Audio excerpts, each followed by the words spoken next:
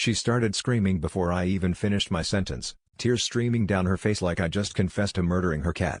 We were standing in the kitchen, dishes still in the sink from last night's takeout, voices ricocheting off the tile. She kept throwing the word betrayal at me, like I was the one who'd crossed some unspoken line, and for a second I actually wondered if I'd forgotten something huge. But I hadn't. I knew exactly where I stood.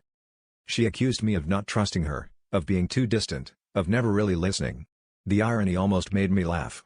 In the middle of her crying fit, she blurted out that she felt abandoned lately, that I was practically pushing her away.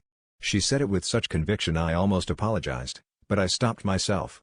Something in her eyes didn't add up. There was a flicker of guilt behind the outrage, and I knew there was more she wasn't saying. I let her rant until her voice cracked and she slumped against the counter. Then I told her I knew. About the late nights, the whispered calls, the way she suddenly had no time for me but all the time in the world for work stuff. The look on her face shifted, panic fighting with defiance. But what gutted me wasn't just that she'd been cheating. It was who she'd chosen, my boss.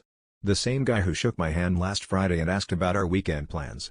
The betrayal wasn't just personal, it was surgical, slicing right through every part of my life. She tried to spin it, said he understood her in a way I never could. Said she never meant for it to happen. But as I watched her sobbing in my kitchen, I realized it had always been about more than just us. I wanted to scream, to break something, but all I felt was empty. The worst part was knowing I'd ignored the signs, convinced myself things could still work. I wondered, standing there, if I'd ever trust my own instincts again.